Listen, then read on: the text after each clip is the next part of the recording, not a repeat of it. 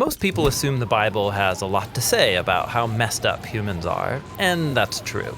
It's also true that the Bible's vocabulary about this topic sounds odd to modern people, using words like sin, iniquity, or transgression.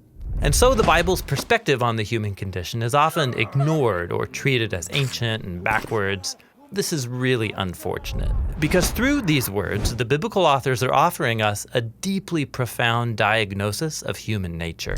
Iniquity refers to behavior that's crooked, while sin refers to moral failure. And transgression, this is a fascinating word that you for sure haven't used in conversation recently. So let's focus on it for a few minutes. In Old Testament Hebrew, the noun is Pesha, and the verb is Pesha. In the New Testament, the Greek word is paraptoma. They're usually translated as transgression, sometimes as rebellion, and in older translations as trespass. These words refer to ways that people violate the trust of others. Pesha describes the betrayal of a relationship, and since there are many kinds of relationships, a lot of different behaviors can be called Pesha.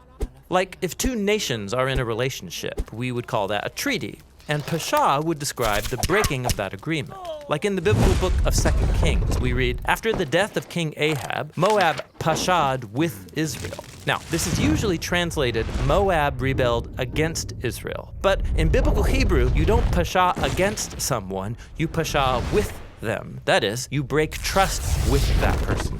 The same idea appears in an Old Testament law about theft. If an Israelite is away on a trip and somebody sneaks into their house and steals something, that's robbery. But if the thief was your neighbor, it's Pesha, because they're someone you should be able to trust. Or there's a story about Jacob running away from Laban, his uncle. Laban accuses Jacob of stealing some idol statues. He searches all of Jacob's belongings, and he finds nothing. So Jacob shouts, "What is my Pesha? How have I violated your trust?" But the sad irony is that the statues were stolen by Jacob's wife, who is Laban's own daughter. Talk about breaking trust. So Pesha involves one person or group violating a relationship of trust with another. And this is a really common word in the Bible because it's one long story about a broken relationship between God and the Israelites. At Mount Sinai, they agreed to worship only their God and to care for the poor among them, but they didn't. And so God raised up prophets to confront them. Like Micah, who said, "I'm full of power, with the Spirit of the Lord and with justice and courage, so I can declare to Jacob his Pesha." Or the prophet Amos, he accused the Israelites of Pesha, specifically for idolatry and selling the poor for a pair of sandals. He also accused other nations, like Tyre, who profited from capturing whole towns and then selling them into slavery. Or the Ammonites for murdering the innocent to enlarge their borders. For Amos, these are all acts of Pesha. They violate the universal trust that exists between all humans who are made in the image of God. He watched these leaders ignore or justify the mistreatment of humans in the name of national security or a strong economy. But for Amos, it was a betrayal of humanity. And it makes perfect sense why these prophets associate Pesha with words like treachery or falsehood. In the Greek New Testament, the Apostle Paul develops this portrait of humans as trust breakers, using the word paraptoma. He recalls the story in Genesis about Adam, that means humanity in Hebrew.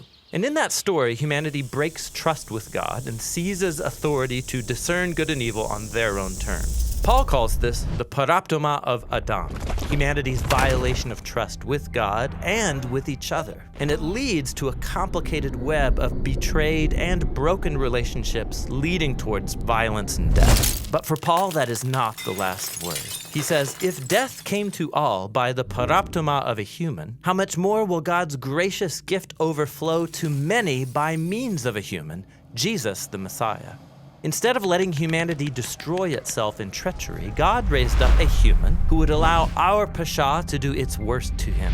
Here Paul is drawing on the prophet Isaiah's portrait of the suffering servant, the one who would commit no violence or have any treachery on his lips, yet he would be counted among those in Pesha, bearing their failures and interceding on their behalf. And this is the surprising story of the Bible, that God's response to humanity's Pesha and paraptoma was to be trustworthy on our behalf. The apostles claim that in Jesus, God took responsibility for our betrayal so that he could open up a new future and a new way to be human, the way of faithfulness, trustworthiness, and integrity. That's the kind of human that Jesus was and is, and it's the kind of humans he wants to create as he faithfully guides our world into the new creation. And that's the fascinating story behind our biblical words for transgression.